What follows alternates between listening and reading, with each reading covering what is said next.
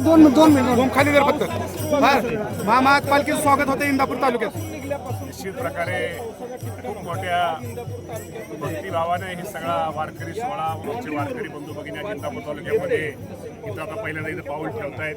त्या सर्वांचं तालुक्याचा एक प्रतिनिधी राहते त्या सगळ्यांचं निश्चित प्रकारे स्वागत करतो आणि त्यांच्या स्वागताच्या तयारीसाठी त्यांची सेवा करण्यासाठी आमचे इंदापूरकर सज्ज आहे. कारण का इंदापूरला 4 दिवस पालिकेचा मुक्काम तालुक्यामध्ये मुक्काम आहे. साधारणतः 63 किलोमीटरचं अंतर आहे आणि आज सगळेजण आम्ही आनंदी आहोत की सगळे आमचे भक्तगण राज्यातून सगळा आमचे वारकरी बंधू भगिनी आज इथं इंदापूर तालुक्यामध्ये दाखल झाले.